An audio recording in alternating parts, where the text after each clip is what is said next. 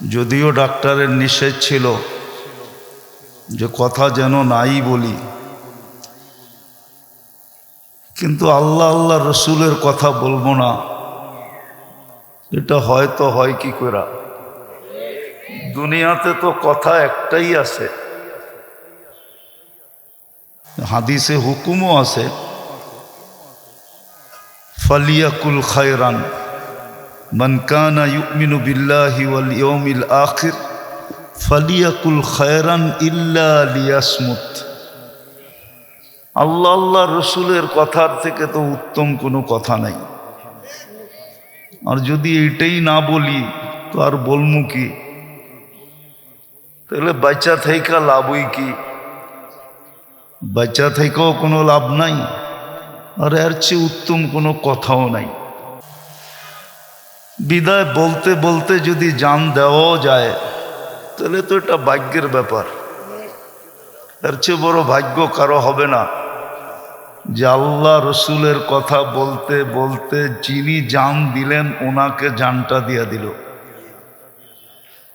এই জন্য ডাক্তারদের যদিও অনুমতি ছিল না, কিন্তু তারপরও বললাম যে আল্লাহ আল্লাহ রসুলের কথা বলবো না তো কার কথা বলবো? যদিও ডাক্তার এখানে বসে বড় বড় চোখ করে আমার দিকে দেখতেছে। আছে আপনাদের মসজিদে ডাক্তার আছে, বড় বড় চোখ করে দেখতেছে যে হুজুর তো লম্বা চলতেছে, অথচ একটু আগেই ও আমার রিপোর্ট চেক করে আসছে। তো সারা দুনিয়ায় তো ছড়াই গেছিল, মরেই গেছিলাম।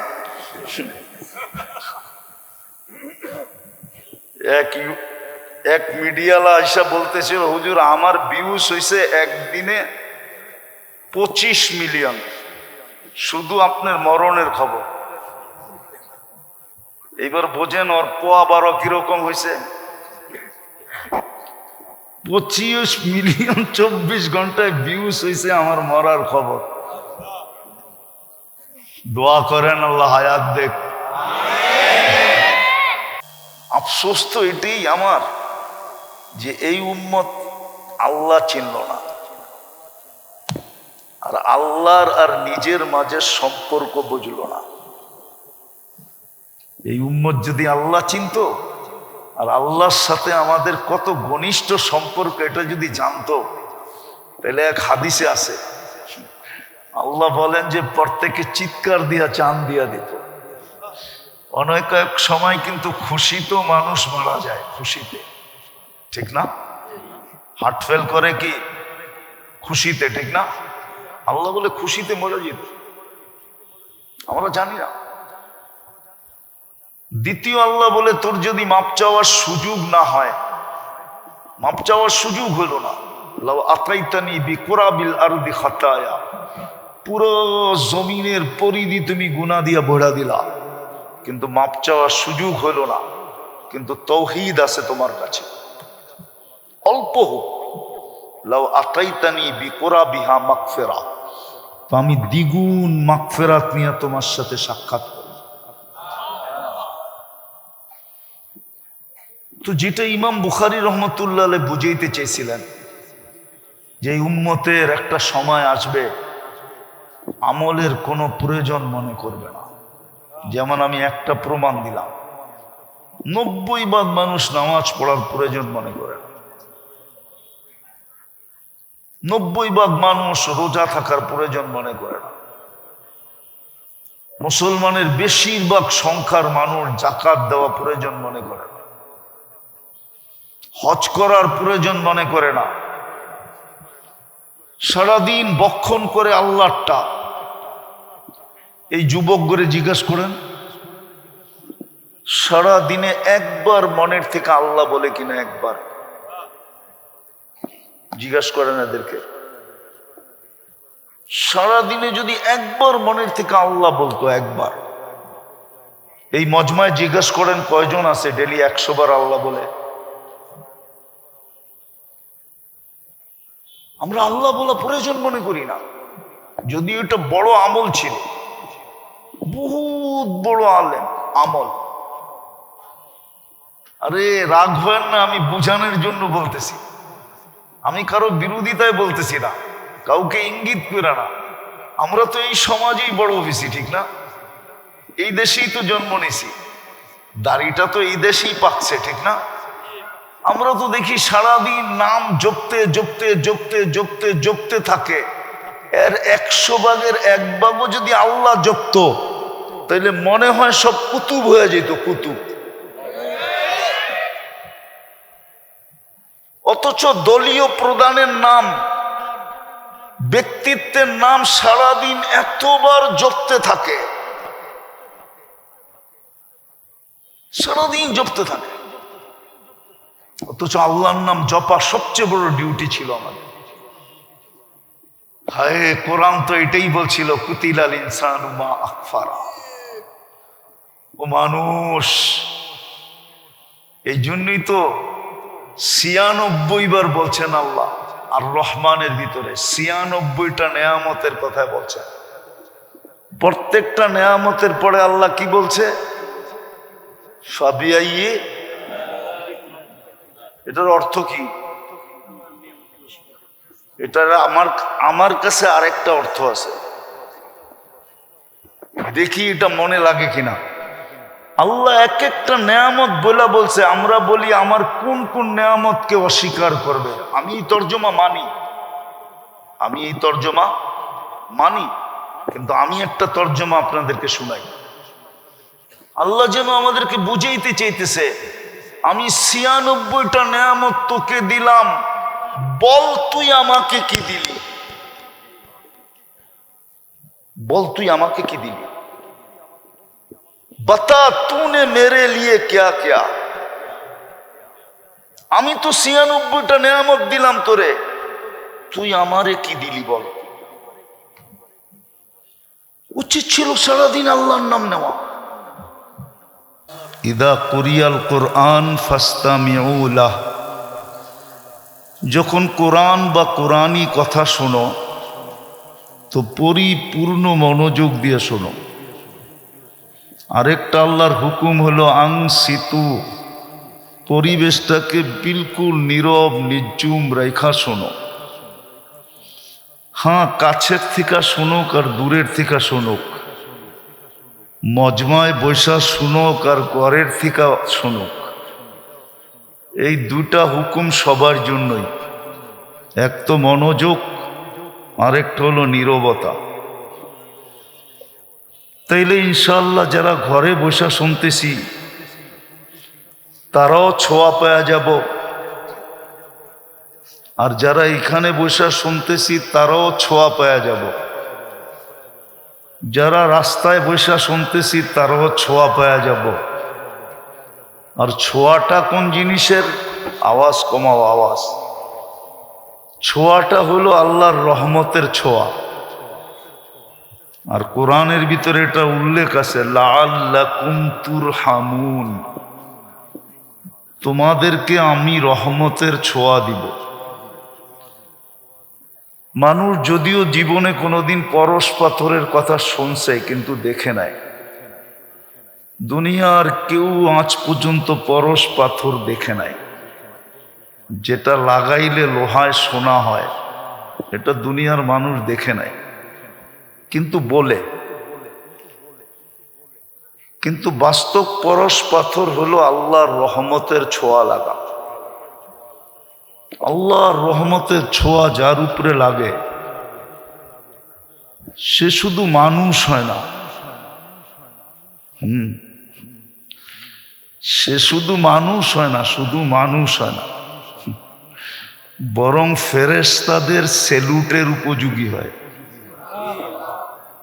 আর এটা কোরআনে আছে, কোরআনে বলে সালামুন তিবতুম, ফেরেশতা তাকে সালাম দিবে, সালামুন তিবতুম। কি গীতা পড়তেছি না তো? কি পড়তেছি? কোরআন। সালামুন তিবতুম ফাদখুলুহা খালিদিন, সে ফেরেশতার সালামের উপযোগী হবে। সালামুন আলাইকুম, ওটা বাদ দিয়া বললাম আর কি। বোঝা গেল সে শুধু মানুষ হয় না, ফেরেশতাদের সালামের উপযোগী হয়। আর একটু আগে নিয়ে যাবো, আর একটু আগে নিয়ে যাই। শুধু ফেরেশতাদের সালামের উপযোগী হয় না, রহমতের ছোঁয়া লাগলে সালাম কওলাম মির রব্বির রহিম, রব্বে রহিম পর্যন্ত তাকে সালামের মালা পড়ায়। কিন্তু শর্ত হইল রহমতের ছোঁয়া লাগতে হবে। আর রহমতের ছোঁয়া লাগবে যখন আমি খুব মনোযোগ দিয়ে শুনব, পরিবেশটাকে খুব নীরব রাখব। কোরআনী কথা শোনার নিয়মই এটা, নাইলে কিন্তু রহমতের ছোঁয়া লাগবে না। দুইজনের সালাম যখন দেখাইলাম, ফেরেশতা আর আল্লাহ, আল্লাহ এবং ফেরেশতা, তো বাকি সৃষ্টি তো দিবেই দিবে। এই জন্যই তো জালালউদ্দিন সুয়ুতি রহমতুল্লাহ আলাইহি লেখেন যে যখন আল্লাহর রহমতের ছোঁয়া লাগে তো কবরও সালাম দেয়। কবর, জালালউদ্দিন সুয়ুতি রহমতুল্লাহ আলাইহি লেখছেন, লাশ যখন কবরের পাশে নিয়ে যায় তো কবর বলে ইদান উহাব্বিলু লাকা বাতনি খবরা, আমি আমার পেটটা তোমার জন্য সবুজ শ্যামল বানায় দেব। ওয়া ইউহাব্বিল জিসমা কানুরা, তোমার শরীরটা নুরানি হয়ে যাবে। ইয়াসআদ রূহুকা ইলাল্লাহ, তোমার রূহ আল্লাহর সান্নিধ্যে চলে যাবে। তারাল জান্নাতা গুদুওয়া ওয়া আশিয়া, তুমি সকাল বিকাল জান্নাত দেখতে দেখতে দেখতে দেখতে সময় কাটায় দেবে। তো এই জন্য খুব মনোযোগ। আমরা শেষ হাদিস পড়ছি বুখারী, যদিও ৭,২৭৫টা হাদিস পুরা 2 ভলিউমে, আর এটা বারবার আসার কারণে। এমনি বুখারী শরীফের ৪,০০০-এর কাছাকাছি হাদিস আছে, কিন্তু বারবার আসার কারণে ৭,২৭৫টা হয়েছে। আজকে আমরা শেষ হাদিস পড়লাম, আমাদের ছেলেদের মাথায় পাগড়ি পরাইয়া দিলাম। যদিও এরা ভাববে খুশির পাগড়ি, কিন্তু না, এটা বড় ব্যথার পাগড়ি, বড় দায়িত্বের পাগড়ি। বড় দায়িত্ব এদের মাথায় আজকে লেগে গেছে। এত বড় দায়িত্ব যেটা বাসায় বইলা বোঝানো যাবে না। আমরা দায়িত্বের পাগড়ি এদের মাথায় পড়াইয়া দিছি, এমন হাফেজদের মাথায়ও পড়াইয়া দিছি। সৌভাগ্যবান তো ওই সমস্ত মা বাবা যাদের সন্তান আজকে পাগড়ি নিছে। কেননা দুনিয়ার বাজার এটা বহুরূপী বাজার। তো দুনিয়ার বাজারটা হলো বহুরূপী বাজার। বহুরূপী বুঝেন? দুনিয়া রঙ্গময়, যার মনে যা লয়। বহুরূপীর বাজার। তো এই জন্য আমাদের সমাজে আজকে এই সমস্ত পাগড়ির কোনো মূল্য নাই। 2-একটা শুনাই, তারপরে দেখি দিলে লাগে কিনা। যারা হেফজের পাগড়ি নিছে, হাফেজ, আল্লাহ ওদেরকে যদি, আমরা তো দোয়া করব, আর দোয়া না শুধু, আল্লাহর কাছে 100-তে 100 আশা রাখবো। যদিও মধ্যখানে একটা কাহিনী মনে উঠল, সত্য না হইলে কাহিনী শোনানোর স্বভাব আমার নাই। আমি কাহিনীতে বিশ্বাস কম করি, কিন্তু সত্য দেখা শুনাইতেছি। ইতিহাসের পাতায় একজন আলেমের নাম পাওয়া যায়, আব্দুর রহমান হাফফার। হাফফার বলে কবর খোদককে। ইতিহাসের পাতায় এর নাম আছে। যদিও এর বাড়ি সিরিয়ায় ছিল, উনি বুড়া বয়সে আলেম হয়েছিলেন। বংশগতভাবে ওনারা কবর খোদক ছিলেন। দামেস্কের কবরে কবর খোদাই করতেন ওনারা। তো দুটা লাশকে উনি ওনার হাতে দাফন করার পরে কবরের চিত্র যেটা উনি স্বচক্ষে দেখছেন, আর দোনোটা লাশই এক বাড়ির ছিল। আওয়াজ না, আওয়াজ না, এক বাড়িরই ছিল দোনোটা লাশ। তো কবরের চিত্র দেখার পরে উনি দামেস্কের জামিয়া মাদ্রাসায় যেয়া ভর্তি হওয়ার জন্য আবেদন করলেন। তো মাদ্রাসারা বলল, তুমি এই বুড়া বয়সে ভর্তি বা হবে কেন, আর এই বুড়া বয়সে শিখবেই বা কি? সে বলছে, না, আমি তো ভর্তি হবই হব আর আলেম হবই হব। তো জিজ্ঞেস করছে, তোমার এত আগ্রহ কেন? তো সে পুরা কাহিনী খুলা বলছে। তো মাদ্রাসাওয়ালারা ওনাকে ভর্তি দিছেন। ওই সময় উনি যুগ শ্রেষ্ঠ আলেম হয়েছেন, যার হাতের অনেক লেখা কিতাব এখনো অনেক লাইব্রেরিতে রাখা আছে। নাম হইল আব্দুর রহমান হাফার। তো যদি আমরা তো বিশ্বাস করি হাফেজ যারা হলো, আল্লাহ এদেরকে জান্নাতে বিশেষ একটা শহর দিবে। শহর আমাদের যেরকম কি বলে হাতির ঝিল আছে, জান্নাতে একটা লেক আছে রাইয়ান, ওইখানে একটা শহর বানায় দিবে মিম্মারজান, মারজান পাথর দিয়া। লাহু ৭০ আলফা বাবান। ওই শহরে ঢুকতে হলে ৭০,০০০ গেট পার হইতে হবে। আলা কুল্লি বাবিন ৭০ আলফা মালাইকাতান। প্রত্যেক গেটে ৭০,০০০ ফেরেশতা থাকবে। যখন হাফেজ ঢুকবে তো প্রত্যেক গেটে ফেরেশতা একে গার্ড অব অনার দিবে। সর্বশেষ গেট যখন অতিক্রম করবে তো ৪৯০ কোটি ফেরেশতার সালাম কমপ্লিট হবে,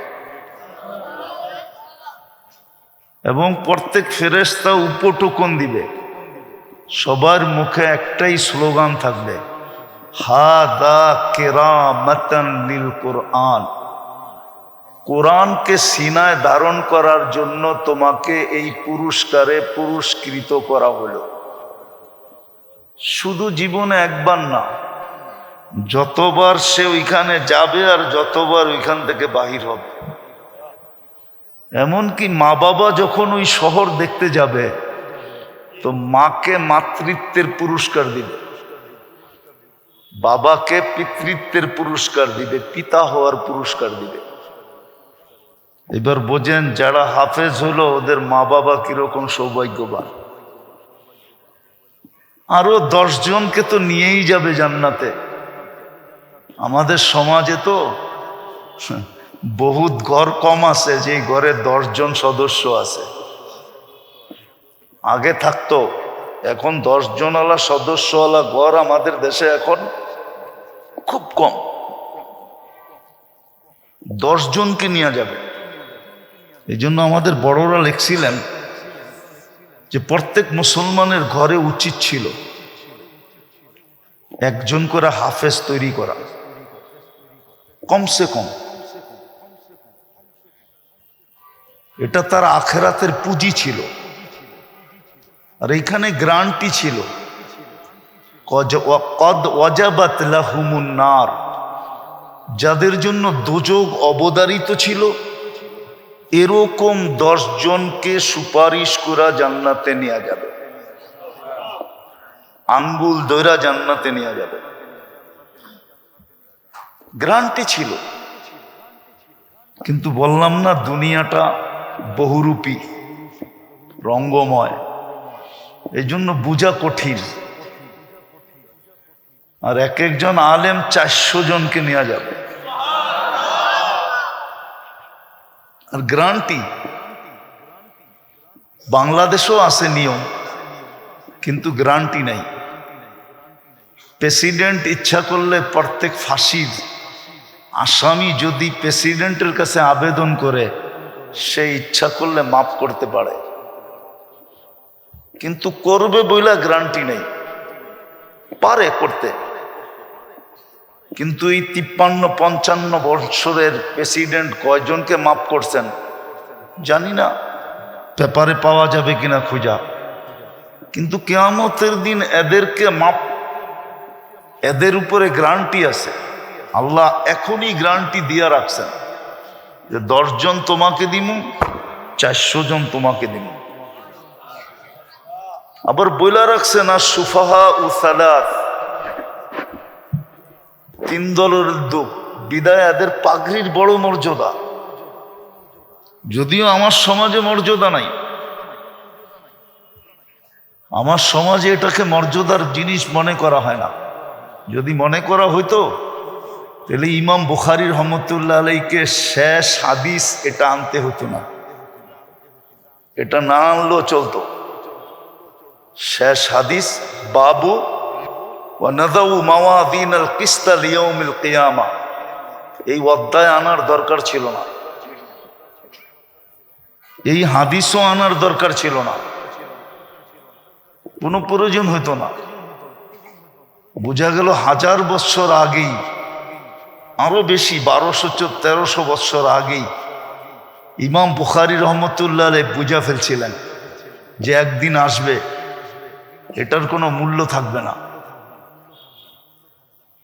আসলেও আমাদের সমাজে মূল্য নাই, আমাদের সমাজে মূল্য নাই।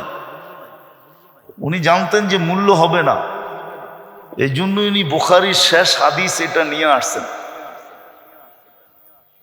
যে একদিন মানুষের কাছে এটার কোনো মূল্যবোধ থাকবে না। মানুষ মানুষকে মূল্যায়ন করবে দুনিয়ার মাধ্যমে। দুনিয়া যার কাছে আছে মূল্য তার আছে, দুনিয়া যার কাছে নাই তার কোনো মূল্য নাই। এটাই আমাদের সমাজের চালচলন সবকিছু। কিন্তু ইমাম বুখারী রহমতুল্লাহ আলাইহি এটাই বুঝাইতে চাইতেছেন যে এই বাজার বেশি দিন চলবে না, এই বাজার বেশি দিন চলবে না, অচিরেই এই বাজারটা অফ হয়ে যাবে। আর সত্য এটাই, প্রত্যেক ব্যক্তির মৃত্যুর সাথে সাথে তার বাজার অফ, চাই সে যত বড় বাজারই থাকুক। মৃত্যু হয়ে গেল, বাজার শেষ, এখন নতুন বাজার শুরু। এই জন্য ইমাম বুখারী রহমতুল্লাহ আলাইহিকে এই বাব আনতে হয়েছে। যদিও কিতাবও উনি আনছিলেন, রদ্দে জাহমিয়া, কিতাব আলা রদ্দিল জাহমিয়া, এটা একটা ফেরকা গোত্র, যদি এই নামে এখন দুনিয়াতে নাই, কিন্তু এই মতবাদের লোক আছে প্রত্যেক বাড়িতে, এই মতবাদের লোক প্রত্যেক বাড়িতে আছে, প্রত্যেক ঘরে আছে, কিন্তু এই নামে নামকরণ হিসাবে নাই। কিন্তু এরকম মত ধারণ করে, আর এটা দেখলে বোঝা যায়, দেখলে বোঝা যায়। একটা প্রমাণ দিই, বলেন ডেলি 5 বেলা কে ডাকে? কে? আরে জোরে বলেন। আল্লাহ বললে সমস্যা নাই, যতবার বলবেন 40 করে নেকি পাবেন।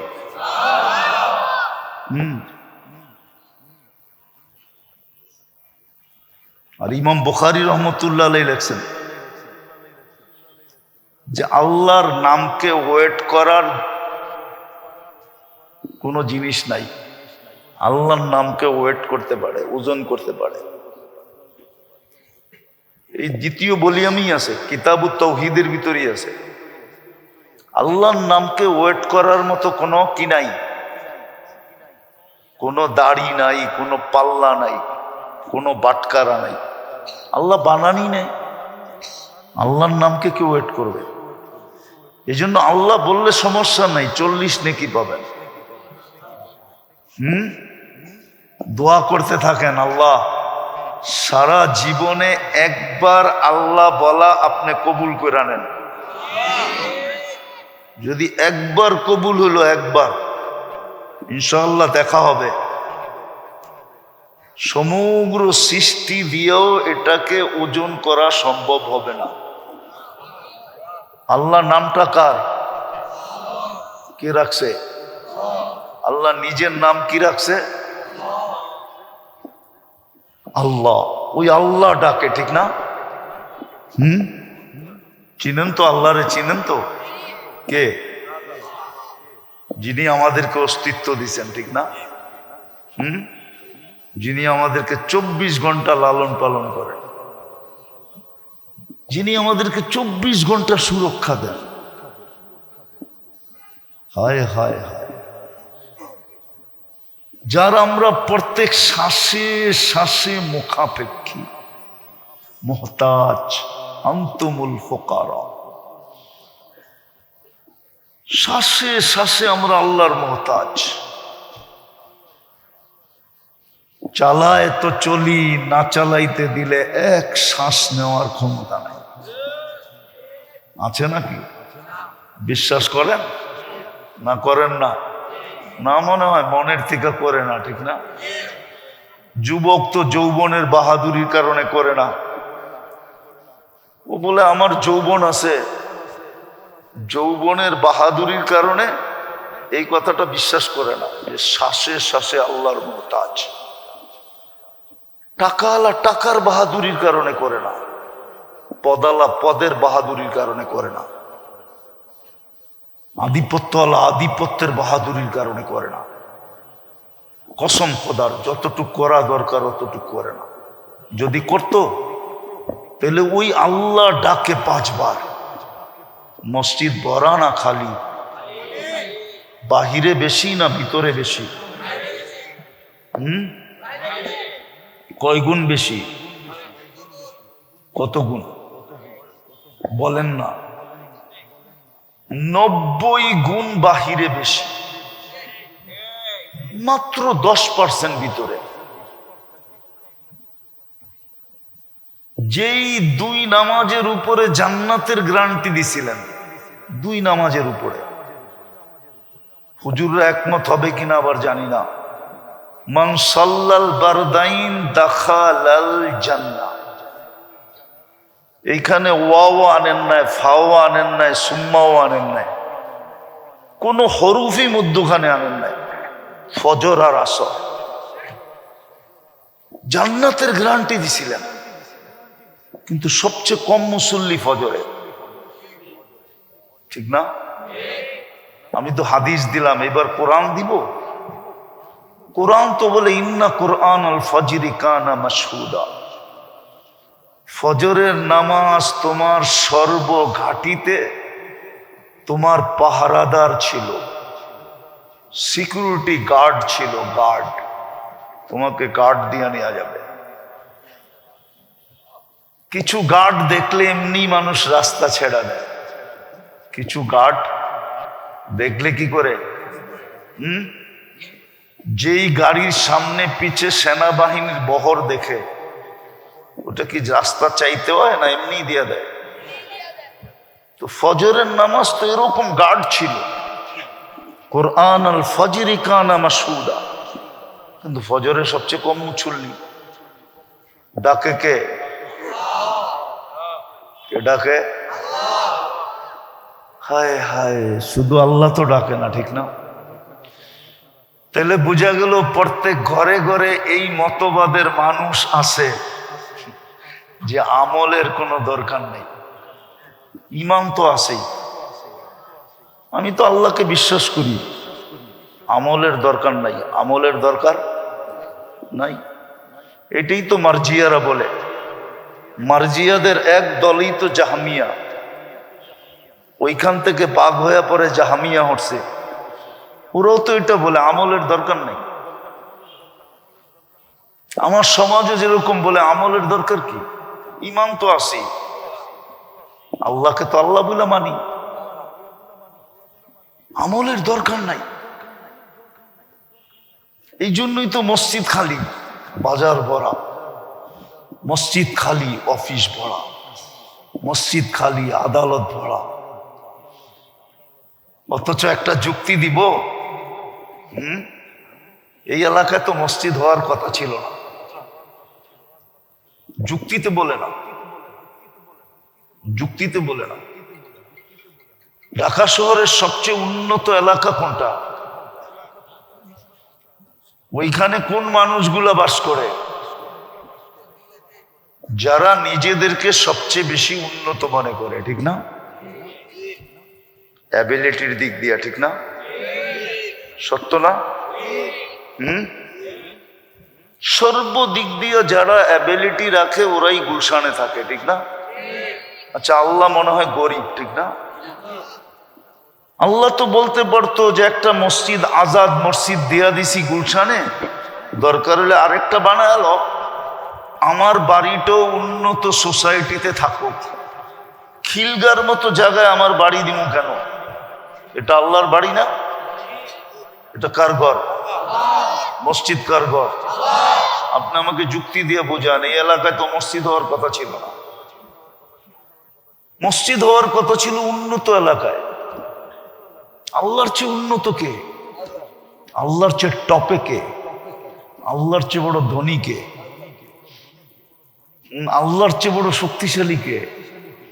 আল্লাহ তো অল ইন অল, সবচেয়ে পাওয়ারফুল। উনি কেন মসজিদটা খিলগায় দিল? উনি কেন মসজিদটা প্রত্যেক মহল্লায় মহল্লায় দিল? ওনার ঘরটাকে কেন দিল? উনি আমাদের দিকে চেয়ে দিছিলেন, আমাদের দিকে। এই জন্যই তো আল্লাহ কোরআনে বলছিলেন, মা গররাকা বিরাব্বিকাল কারীম, তোর দিকে তাকায় এত দয়া করলাম, তারপরও তুই আমার থেকে দূরে চলে গেলি। মা গররাকা বিরাব্বিকাল কারীম, আমার মতো দয়ালু রব থেকে তোকে দূরে সরাইল কে? তারপরও আমি ডাকতেছি, তুই আসিস না। তো ইমাম বুখারী রহমতুল্লাহ আলাইহি সর্বশেষ বাব দ্বারা, অধ্যায় দ্বারা, সর্বশেষ হাদিস দ্বারা আমাদেরকে দুটা দিলেন। যদিও এই কিতাব কোনো এক সম্প্রদায়কে রদ করার জন্য, প্রত্যাখ্যান করার জন্য ইমাম বুখারী রহমতুল্লাহ আলাইহি নিয়ে আসছিলেন, কিন্তু উনি দুইজনকে প্রত্যাখ্যান করতে চাইছেন, আবার একটা জিনিসকে প্রমাণ করতে চাইছেন। দুটা জিনিসকে উনি প্রমাণ করতে চাইছেন, আর দুই সম্প্রদায়কে উনি ডিনাই করতে চাইছেন, রদ করতে চাইছেন। বললাম না, যদিও নামকরণ হিসাবে আমাদের দেশে নাই, কিন্তু প্রত্যেক ঘরে ঘরে এই মতবাদের লোক আছে। নারী আছে, পুরুষ আছে, যুবক আছে, বৃদ্ধ আছে, শিক্ষিত আছে, অশিক্ষিত আছে, ধনী আছে, গরিব আছে, শাসক আছে, শাসিত আছে, পদস্থ আছে, পদহীন আছে, প্রত্যেক শ্রেণীর মানুষ আছে যারা আমলের প্রয়োজন মনে করে না। বলে আমলের প্রয়োজন নাই, প্রমাণ দিলাম আমি। যদি আমলের প্রয়োজন মনে করত, তাইলে কমসে কম একটা হলেও করত। যে একটা না, 100টা ছিল। যেমন নামাজ একটা না, নামাজের ভিতরে 100টা রাখা আছে, 100টা। এই জন্যই তো হাদিস ঘোষণা দিছেন, ইদা সালুহা সালুহা সাইরুল আমাল। নামাজ যদি আল্লাহকে কমপ্লিট করে দেখাইতে পারো, তাহলে আল্লাহর রসুল বলে আল্লাহ তোমাকে কমপ্লিট বলে লেখা দিবে। নামাজ কমপ্লিট, জীবন কমপ্লিট। নামাজ ওকে, জীবন ওকে। নামাজ পূর্ণ, সবকিছু পূর্ণ। আর কোনোটার ভিতরে আল্লাহ কুদরতি হাত লাগাইও দেখবেন না। নামাজ ওকে, ঠিক, কমসে কম একটা করতো। কিন্তু সবচেয়ে বেশি দেখা যায় দুর্বলতা এখানেই আমাদের, নামাজের প্রয়োজন মনে করে না। যদিও কে ডাকে? কে ডাকে? আরে বলেন না, কে ডাকে? যার আমরা শ্বাসে শ্বাসে মুখাপেক্ষী। শুধু আল্লাহ ডাকে না, যিনি 99টা পদের মালিক ডাকে। 99টা আমাদেরকে জানায়া দিছেন। এমনি তো আল্লাহ অগণিত পদের মালিক, আমাদেরকে 99 পদের মালিক ডাকে। আল্লাহ ডাকে না, শুধু রহমান ডাকে, রহিম ডাকে, মালিক ডাকে, কুদ্দুস ডাকে, সালাম ডাকে, মুমিন ডাকে, মুহাইমিন ডাকে, আজিজ ডাকে, জব্বার ডাকে, মুতাকাব্বিরুল খালিকুল বারিউল মুসাব্বিরুল গফফারুল কহারুল ওয়াহাবুর রাজ্জাকুল ফাত্তাহুল আলিমুল কাবিদুল বাসিতুল খাফিদুর রাফিউল মুইজ্জুল মুদিল্লুস সামিউল বাসীরুল হাকামুল আদলুল লতীফুল খবীরুল হালিমুল আযীমুল গফুরুশ শাকুরুল আলিয়্যুল কবীরুল হাফিজুল মুকীতুল হাসিবুল জলিলুল করিমুর রকিবুল মুজিবুল ওয়াসি আল হাকিমুল ওয়াদুদুল মজিদুল বাঈসুল শহীদুল হকুল ওয়াকিলুল কবিয়ুল মতিনুল ওয়ালিয়ুল হামিদুল মুসি আল মুবদি আল মুঈদ আল মুখী আল মুমীত আল হাইয়্যু আল কাইয়্যুম আল ওয়াজিদ আল মাজিদ আল ওয়াহিদ আল আহাদ আস সামাদ আল কাদির আল মুক্তাদির আল মুকদ্দম আল মুআখ্খার আল আউয়াল ওয়াল আখির আল তাহির ওয়াল বাতিন আল ওয়ালি আল মুতাওয়ালি আল বাররুত তাওয়াব আল মুনতাকিম আল আফু আর রউফ মালিক আল মুলকি যাল জালালি ওয়াল ইকরাম المقسط والجامع والغني والمغني المانع الدار النافع النور الهادي البديع والباقي الوارث والرشيد الصبور جل جلاله 99 পদের মালিক আল্লাহ ডাকে। তারপরও 90 জন প্রয়োজন মনে করে না, কিন্তু ইমাম বুখারী রহমতুল্লাহ আলাইহি বুঝাইতে চাইতেছেন বড় প্রয়োজন হবে। ওয়ানাযাউ মাওয়াজিনাল কিসতা লিয়াউমিল কিয়ামা, হ্যাঁ বড় প্রয়োজন হবে, কেননা তোমাকে মাপাই হবে আমলের পাল্লা দিয়া।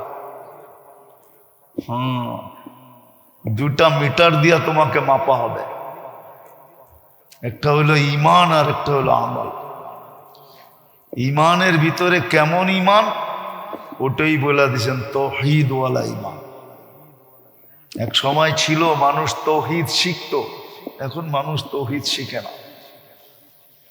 এক সময় তাওহীদের চর্চা হতো, প্রত্যেক জায়গায় জায়গায় হালকা হতো, প্রত্যেক মসজিদে মসজিদে এটার তালিম হতো, তাওহীদের তালিম। কেননা শুধু ঈমান চান না, তাওহীদ ওয়ালা ঈমান চান। ঈমান শুধু চান না, তাওহীদ ওয়ালা। মাত্রাও চান না, মাত্রা বিন্দু হোক, জাররা হোক, জাররা। কিন্তু যদি ঈমান তাওহীদ ওয়ালা হয় আর বিন্দু হয়, তাহলে আমি একটা হাদিস দিতেছি, দুটা হাদিস, হাদিসে কুদসি। আল্লাহ বলে, যদি তোমার গুনাহ দ্বারা যদি সৌরজগৎ ভরা গেল, ওয়ালাউ বালাগাত দুনুবুকা ইনানাস সামা ওয়া মা আশরাকতা বিহি, গুনাহ দ্বারা সৌরজগৎ ভরা গেল। এখন তো আপনাদেরকে আবার আমার সৌরজগৎ পড়াইতে হবে, সময় তো নাই সৌরজগৎ পড়াবো, যে সৌরজগৎটা কত বড়। আমরা তো জানি না সৌরজগৎ কত বড়, প্রথম আকাশের নিচটা কত বড় এটা আমরা জানি না। একটা ধারণা দিতেছি, আমাদের দুনিয়াতে যেরকম মহাদেশ আছে, কয়টা কয়টা এখন 7টা না 8টা? 7টা, ঠিক না? প্রথম আকাশের নিচে মহাদেশ আছে 100 কোটি। এটাকে বিজ্ঞানের ভাষায় সুপার ক্লাস্টার বলে। এই 100 কোটি মহাদেশ মিলা প্রথম আকাশের সামনে একটা বিন্দুর মতো ছোট। আল্লাহ বলে, তোর গুনাহ দিয়া যদি এই সৌরজগৎ ভরা যায়, আর যদি তোর তাওহীদ তোর কাছে হইল জাররা বরাবর, আর আমার কাছে মাপ চাইলি, তাহলে আমি মাপ করা দিব। অলা উবালি, আমি পরোয়াই হবে না তুমি কত গুনাহ করলে। ফাস্তাগফারতানি ফাগফারতু লাকা ওয়ালা উবালি। আফসোস তো এটাই আমার, যে এই উম্মত আল্লাহ চিনল না, আর আল্লাহর আর নিজের মাঝে সম্পর্ক বুঝল না। এই উম্মত যদি আল্লাহ চিনতো আর আল্লাহর সাথে আমাদের কত ঘনিষ্ঠ সম্পর্ক এটা যদি জানতো, তাহলে এক হাদিসে আছে, আল্লাহ বলেন যে প্রত্যেকে চিৎকার দিয়া চাঁদ দিয়া দিত, অনেক এক সময় কিন্তু খুশিতেও মানুষ মারা যায়, খুশিতে, ঠিক না? হার্ট ফেল করে কি খুশিতে, ঠিক না? আল্লাহ বলে খুশিতে মরে যেত, আমরা জানি না। দ্বিতীয় আল্লাহ বলে তোর যদি মাপ চাওয়ার সুযোগ না হয়, মাপ চাওয়ার সুযোগ হলো না, লাউ আতাইতানি বিকুরাবিল আরদি খাতায়া, পুরো জমিনের পরিধি তুমি গুনাহ দিয়া ভরা দিলা, কিন্তু মাপ চাওয়ার সুযোগ হলো না। কিন্তু তৌহিদ আছে তোমার কাছে, অল্প হোক, লাউ আতাইতানি বিকুরাবিহা মাগফিরা, তো আমি দ্বিগুণ মাগফিরাত নিয়ে তোমার সাথে সাক্ষাৎ করব। তো যেটা ইমাম বুখারী রহমতুল্লাহ আলাইহি বুঝাইতে চেয়েছিলেন, যে উম্মতের একটা সময় আসবে আমলের কোনো প্রয়োজন মনে করবে না। যেমন আমি একটা প্রমাণ দিলাম, 90% মানুষ নামাজ পড়ার প্রয়োজন মনে করে না, 90% মানুষ রোজা থাকার প্রয়োজন মনে করে না, মুসলমানের বেশিরভাগ সংখ্যার মানুষ যাকাত দেওয়া প্রয়োজন মনে করে না, হজ করার প্রয়োজন মনে করে না, সারাদিন বক্ষণ করে আল্লাহটা। এই যুবক করে জিজ্ঞাসা করেন, সারা দিনে একবার মনের থেকে আল্লাহ বলে কিনা? একবার জিজ্ঞাসা করেন এদেরকে, সারা দিনে যদি একবার মনের থেকে আল্লাহ বলতো, একবার। এই মজমায় জিজ্ঞাসা করেন কয়জন আছে ডেলি 100 বার আল্লাহ বলে?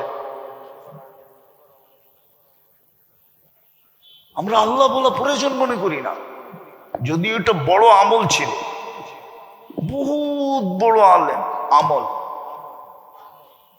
আরে রাগ হয় না, আমি বুঝানোর জন্য বলতেছি, আমি কারো বিরোধিতায় বলতেছি না, কাউকে ইঙ্গিত করে না।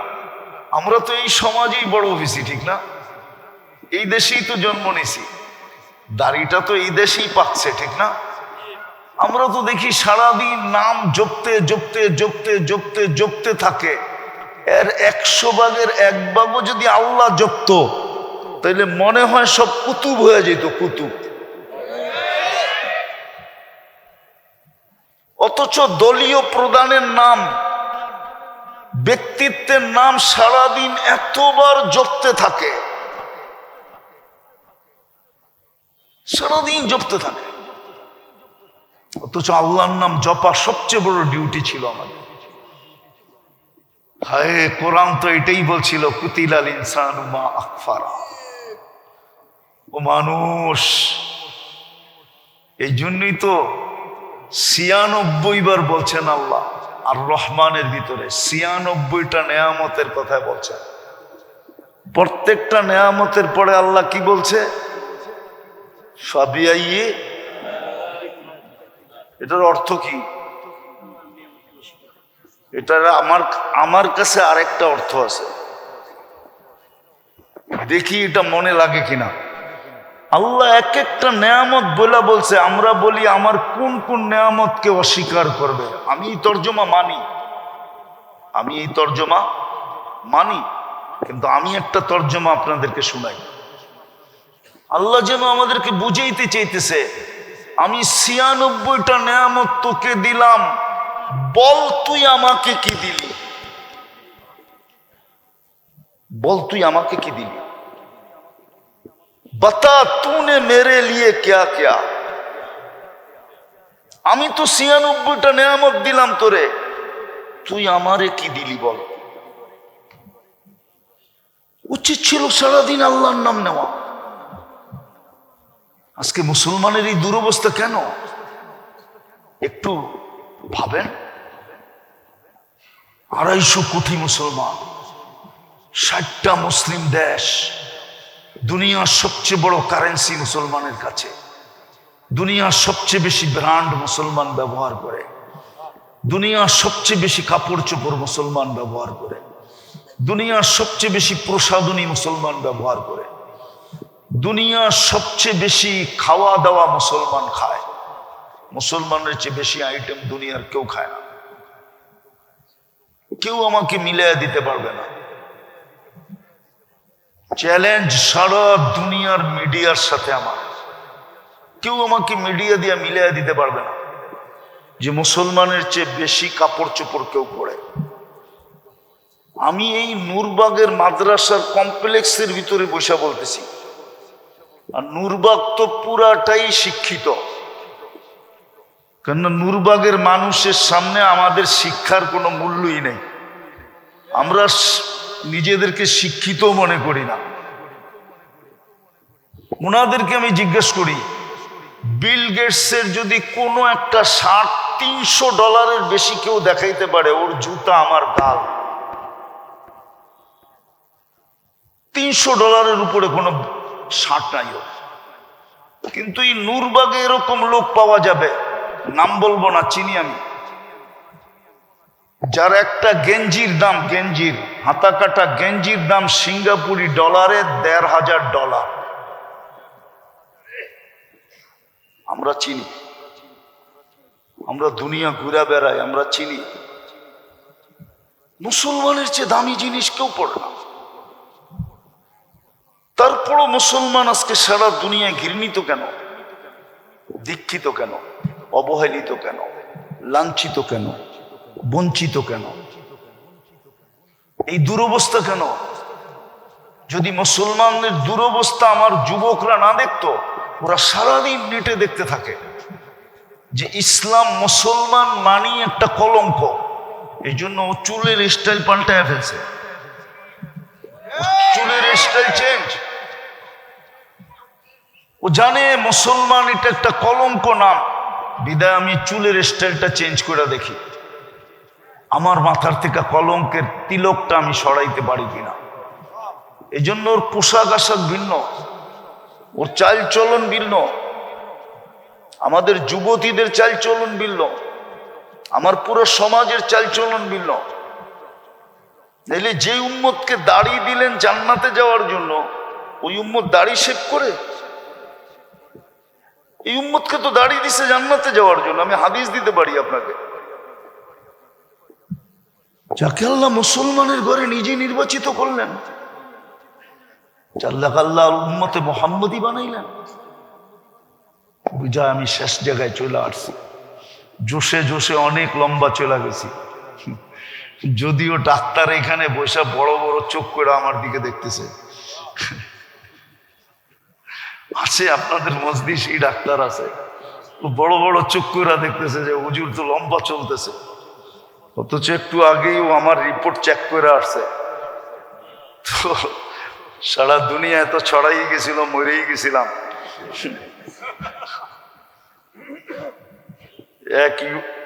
এক মিডিয়ালা আইসা বলতেছিল, হুজুর আমার ভিউজ হয়েছে একদিনে 25 মিলিয়ন, শুধু আপনার মরণের খবর। এইবার বোঝেন ওর পোয়া 12 কিরকম হয়েছে। 25 মিলিয়ন 24 ঘন্টায় ভিউজ হয়েছে আমার মরার খবর। দোয়া করেন আল্লাহ হায়াত দেখ। তো ইমাম বুখারী রহমতুল্লাহ আলাইহি হাদিস আনার উদ্দেশ্য প্রথম আমাদেরকে এটা বোঝানোর জন্য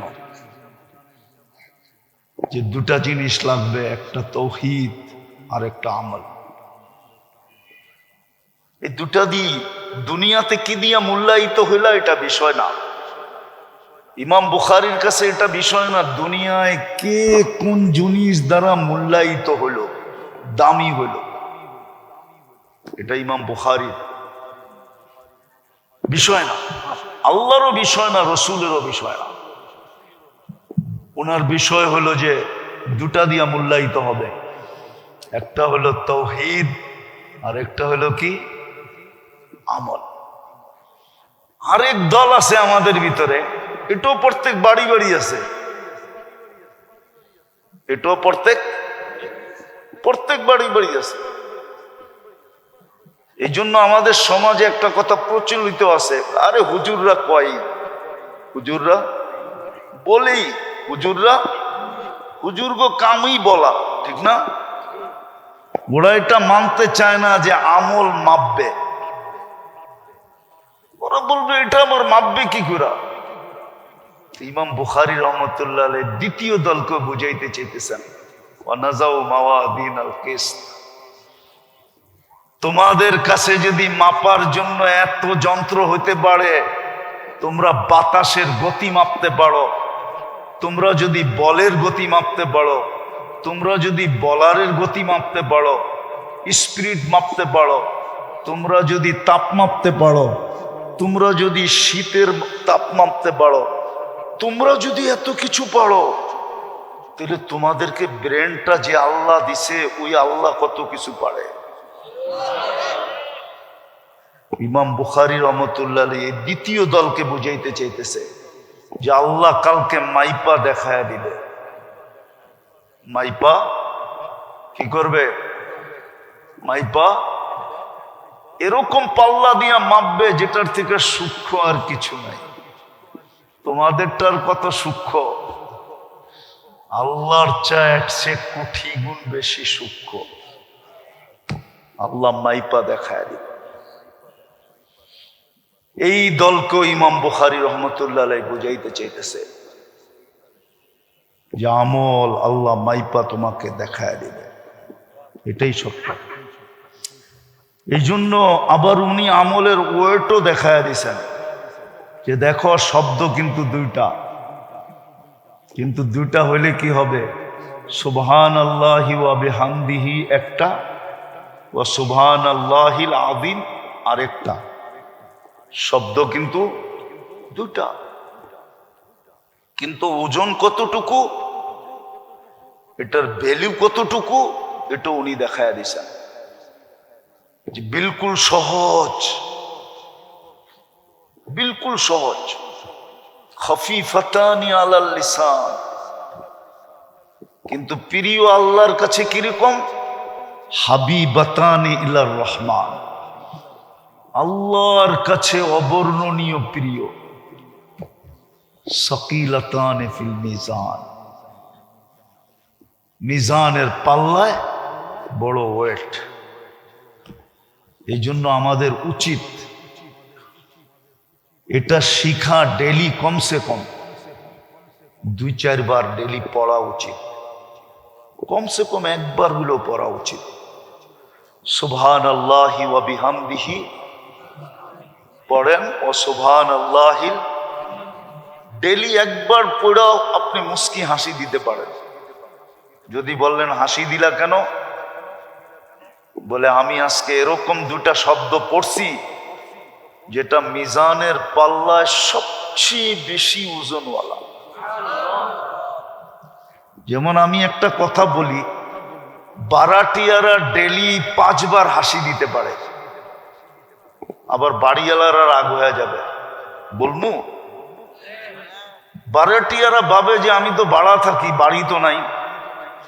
তো ও যদি প্রত্যেক নামাজের পরে 10 বার সূরা ইখলাস পড়ে, জান্নাতে একটা বাড়ি হয়। তো 5 ওয়াক্তে পড়লে কয়টা বাড়ি? কি তো প্রত্যেক নামাজের পরে 10 বার পড়ে একটা হাসি দিতে পারে। যদি বাড়িওয়ালা জিজ্ঞাসা করে আমারে দেখা হাসি দিলেন কেন, তো বলতে পারে আপনি তো এখানে একটা বাড়ি বানাইলেন, আমি এখন জান্নাতে একটা বাড়ি বানাইলাম। তো এরকম এটাও আমরা ডেলি একবার পড়ে হাসি দিতে পারি। কি পড়বেন তো?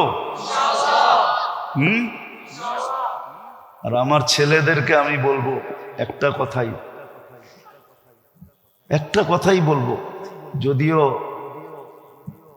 কথা বলার দরকার ছিল বেশি, কিন্তু শরীর অনুমতি দিতেছে না, এই জন্য বলতেছি না। একটা কথাই বলবো ছেলেদেরকে, যে জান যাইতে পারে, কিন্তু আহলে সুন্নাত ওয়াল জামাতের বাহিরে কখনো যাব না। জান চলে যেতে পারে, জান তো যাবেই, জান তো আজ যাক আর কাল যাক, ঠিক না? যদিও আমার মৌতের কথা খুব প্রচার হয়েছে, কিন্তু মিথ্যা, ঠিক ঠিক না? কিন্তু একদিন তো সত্য হবে, না হবে না? জান তো একদিন যাবেই, কিন্তু জান চলে যেতে পারে, কিন্তু কোনোদিন আমরা আহলুস সুন্নাত ওয়াল জামাতের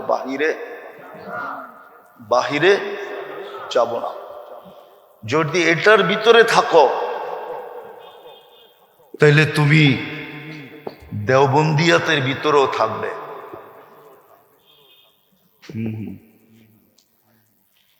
কথা বলতে মনে চায়, এই জন্য একটু বলতেছি, কষ্ট হোক আর যাই হোক। দেওবন্দকে ধরে রাখা মানি হলো এক হাদিসকে ধরে রাখা। কি হাদিসে হয়েছে, আলাইকুম বিসুন্নতি ওয়া সুন্নাতিল খুলাফাইর রাশিদিন আল মাহদিয়িন। আল্লাহর রসুল বলে, আমার সুন্নত এবং খোলাফায়ে রাশিদিনের সুন্নতকে মজবুতির সাথে ধরে রাখো। আর আল্লাহ দারুল উলুম দেওবন্দ তৈরি করছেন এই 4 খোলাফার সন্তান দিয়া। কয়জনের? খোলার সময় নেই, আমি নাম দিয়া মিলাই দিতে পারবো। এই 4 জনের সন্তান দিয়া আল্লাহ দারুল উলুম দেওবন্দ তৈরি করছেন। আবু বকর সিদ্দিক রাদিয়াল্লাহু তাআলা আনহুর সন্তান, ওমর রাদিয়াল্লাহু তাআলা আনহুর সন্তান, ওসমান রাদিয়াল্লাহু তাআলা আনহুর সন্তান, আর আলী রাদিয়াল্লাহু তাআলা আনহুর সন্তান। এই জন্য তো শিব্বির আহমদ ওসমানী, এই জন্য তো হোসাইন আহমদ মাদানী। বাকি 2টা শোনায়া দিলাম, বাকি 2টা পরে শোনায়া দিই। মনে এই 4 জনের সন্তান দিয়া আল্লাহ দারুল উলুম দেওবন্দকে তৈরি করছেন। যে আহলে সুন্নতুল জামাতকে আঁকড়ায় ধরে রাখবে সে দেওবন্দকেও ধরে রাখবে, আর আহলে সুন্নতুল জামাতকে ধরবে না সে দেওবন্দকেও ধরবে না। আচ্ছা, আরেকটা কথা মনে উঠলো, অনেক সময় আমাদের সমাজে দেখা যায় যে ইমাম বুখারী রহমতুল্লাহ আলাইকে এত উপরে উঠায় যে অন্য অন্য ইমামদেরকে পায়ের নিচে নেওয়া যায়। কি মনে হয় বুঝাইতে পারলাম না?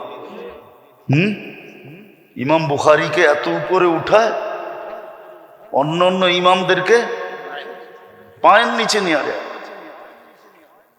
অথচ একটাই দেখাই, আবু হানিফা রহমতুল্লাহ আলাইহির জন্ম 80 হিজরিতে। কত?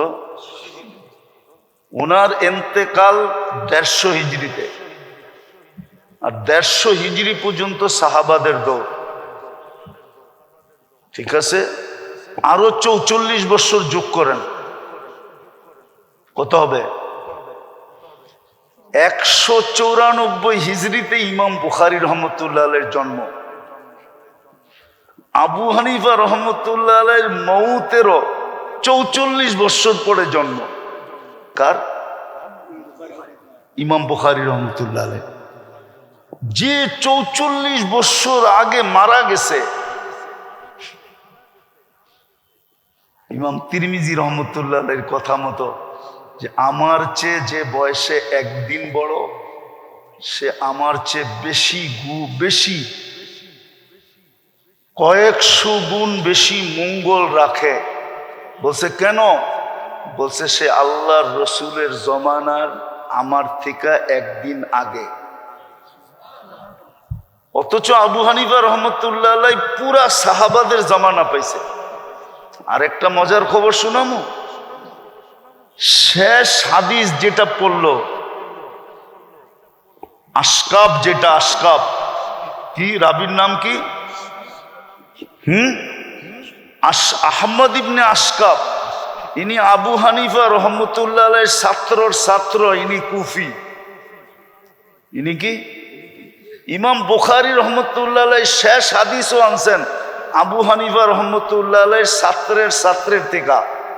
আবার বুখারীর যে প্রথম হাদিস, এই ইন্নামাল আমালু বিন্নিয়াত, এই প্রথম রাবিও হুমায়দি, এই হুমায়দিও আবু হানিফা রহমতুল্লাহ আলাইহির ছাত্র। আমি আসমাউর রিজালের উপরে তকরির করতে চাইতেছি না, কেন এখন মহলই নেই, ছেলেদের ভিতরে এতটুকু যোগ্যতাই নাই। এই হুমায়দিও আবু হানিফা রহমতুল্লাহ আলাইহির ছাত্রের ছাত্র। আবু হানিফা রহমতুল্লাহ আলাইহির দাদা ওস্তাদ। যারা বলে যে ইমাম বুখারী রহমতুল্লাহ আলাইহি আবু হানিফার উপরে আঙ্গুল উঠাইছেন, আবু হানিফা রহমতুল্লাহ আলাইহি আমাদের মতো বেয়াদব ছিলেন না। উনি যদি বেয়াদব হইতেন তাহলে আল্লাহ ওনাকে এত বড় মাকামে উঠাইতেন না। দাদা ওস্তাদের মর্যাদা ওনার কাছে ছিল। বিদায় যতটুকু বললাম, চলেন তৌহিদ আর আমল এটাকে আঁকড়ায় ধরে যত বেশি এটাকে আলিঙ্গন করব, যত বেশি আঁকড়াবো। দুনিয়ার জীবন কয়দিন, কয়দিন নাই মিলল কিছু। ক্ষুদায় ক্ষুদাই জীবন শেষ হয়ে গেল।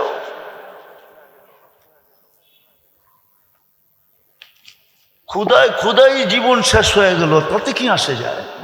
কয়দিন দুনিয়া চলে যাবে। কিন্তু তৌহিদ আর আমলের সাথে যদি দুনিয়ার থেকে বিদায় নিতে পারলাম, তাহলে কালকে আল্লাহর কাছে বড় মর্যাদা পাবো। আল্লাহ আমাদেরকে বুঝার তৌফিক দান করেন। ওমা আলাইনা ইল্লাল বালাগ। হ্যাঁ হ্যাঁ, অবশ্যই আসেন আসেন আসেন। একটু পরে দেওয়া হবে ইনশাআল্লাহ, সবাই বসি। তার পূর্বে সভাপতির বক্তব্য। পর্ব ছিল শেষ, ভিক্ষার পর্ব চলতেছে। দুনিয়ার কারো কাছে না মালিক। কোন আঙ্গিনায় বসে হাত উঠাইলাম এটাও জানেন, কোন আয়োজনের পরে হাত উঠাইলাম এটাও জানেন, কাদের মাথায় পাগড়ি পরানোর পরে। বেশি কিছু চাবো না মালিক। চাওয়া ছাড়াই তো সৃষ্টি সেরা মানুষ বানাইলেন, চাওয়া ছাড়াই তো মুসলমানের ঘরে অস্তিত্ব দিলেন, চাওয়া ছাড়াই তো সর্বশ্রেষ্ঠ নবীর উম্মত বানাইলেন, চাওয়া ছাড়াই তো 24 ঘন্টা লালন পালন করেন, চাওয়া ছাড়াই তো 24 ঘন্টা সুরক্ষা করেন। চা বিরোধিতা করা সত্ত্বেও তো আপনি আমাদেরকে 24 ঘন্টা কুদরতের চোখে চোখে রাখেন। আর কি চাবো আপনার কাছে? এতটুকু অবশ্যই চাবো মালিক। চাওয়ার হুকুম যদি না থাকতো তাহলে চাওয়ার আর প্রয়োজন ছিল না। কিন্তু আপনি নিজেই তো বলছেন উদুনি আস্তাজিব লাকুম। বেশি চাবো না, আমাদের আয়োজনটাকে কবুল করেন, আয়োজকদেরকে কবুল করেন, এই মাদ্রাসা মসজিদ কমপ্লেক্সকে তো কবুল করেন, এর ওস্তাদ ছাত্রদেরকে কবুল করেন, এর কমিটিকে কবুল করেন, এর সাহায্য সহানুভূতিকারীদেরকে কবুল করেন। হায় আল্লাহ, এই মহল্লার মাটিটাকে কবুল করেন, মানুষগুলাকে কবুল করেন। আজকে এই ঢাকা শহরের মাটিটাকে কবুল করেন, মানুষগুলাকে কবুল করেন। লাল সবুজের মাটিটাকে কবুল করেন, লাল সবুজের মাটি মানুষগুলাকে কবুল করেন। সারা দুনিয়ার মুসলিম জগৎটাকে কবুল করেন, মুসলিম জগতের মানুষগুলাকে কবুল করেন। কবুলিয়ত চাই, আর কিচ্ছু চাই না। আমাদের এই ছেলেগুলাকে কবুল করেন। আল্লাহ আল্লাহ, চুম্বুকের সাথে লেগা থাকলে বলে একদিন লোহ চুম্বুক হয়, তো আমরা নিজেরাই তো চুম্বুক ছিলাম না, আমাদের ছাত্ররা আর চুম্বুক হবে কোত্থেকা? আল্লাহ, আমরা ওদেরকে আপনার সুপুর্দ করে দিলাম, আপনাকে মুরব্বী বানায়া দিলাম, আপনি এদের তরবিয়ত করেন। আমরা সামান্য একটু পাগড়ি পড়ায়া দিছি, তরবিয়ত করতে পারি নাই। যেরকম পড়ানোর দরকার এরকম পড়াইতেও পারি নাই। মালিক মালিক, আপনার হাতে উঠায়া দিলাম। জীবনের কোনো ক্ষেত্রে এইসব ছেলেগুলাকে আপনি দূরে সরাইয়া দিয়ে না।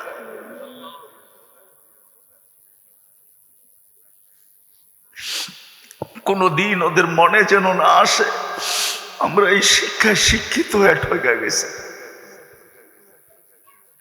ওদেরকে আপনার কাছে কাছে রাখেন, আপনার যাওয়ারে রহমতের ভিতরে রাখেন, আপনার রহমতের চাদরে ডাইকা রাখেন। ওদের জন্য আপনি যথেষ্ট হয়ে যান, আপনি যথেষ্ট হয়ে যান। এই হাফেজ ছেলেগুলার জন্য, এই আলেম ছেলেগুলার জন্য আমরা কিছু দিতে পারি না। আমরা নিজেরই তো ভিক্ষুক, কোত্থেকে দিব? মালিক, আপনি তো জ্ঞানী, আপনিই তো দেওয়ার অধিকার রাখেন। আপনি ওদেরকে সাজায় দিয়েন, আমরা সাজাইতে পারি না। বিশেষ করে আমি পারি না, যতটুক পড়াইছি হক আদায় করতে পারি না। শুধু চোখের পানি দিয়ে আপনার কাছে বলতেছি, মালিক আপনি ওদেরকে সাজায় দিয়ে আমাদের জান্নাতের যাওয়ার সবব বানায় দিয়ে, আমরা যেন ওদের আঙ্গুল ধরে জান্নাতে যেতে পারি, আমরা যেন ওদের সুপারিশে জান্নাতে যেতে পারি, আমরা যেন ওদের হাতের উসিলায় জান্নাতে যেতে পারি, পুরো উম্মতে মুহাম্মদি যেন যেতে পারে। আয় আল্লাহ, পুরো উম্মতে মুহাম্মদি যেন যেতে পারে। আজকে কবুলিয়ত নসিব করেন, আর কিচ্ছু চাই না মালিক।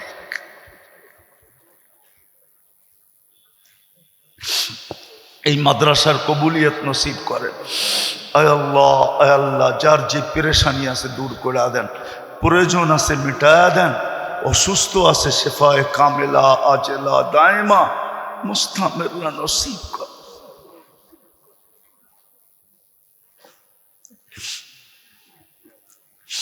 আল্লাহ আল্লাহ, শিফায়ে কামেলা আজেলা দায়মা মুস্তামিরা নসিব করেন। জটিল রোগ থেকে আমাদেরকে হেফাজত করেন। আল্লাহ, যাদের হয়ে গেছে তাদেরকে আপনি কুদরত দিয়ে শেফা দিয়া দেন। আল্লাহ, আপনার কুদরতের সামনে কিছুই।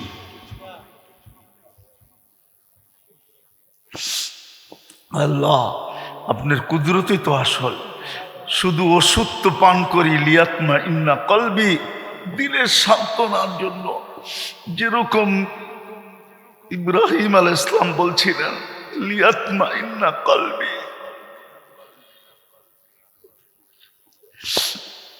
আল্লাহ, এই মজমার আত্মীয় স্বজন যেখানেই ঘুমানো থাকুক না কেন, আমাদের মা বাবা যেখানেই শায়িত থাকুক না কেন, উম্মতে মুহাম্মদি যেখানেই মাটির নিচে আরাম করুক না কেন, জিন হোক আর ইনসান হোক, আল্লাহ সবাইকে মাফ করা দেন।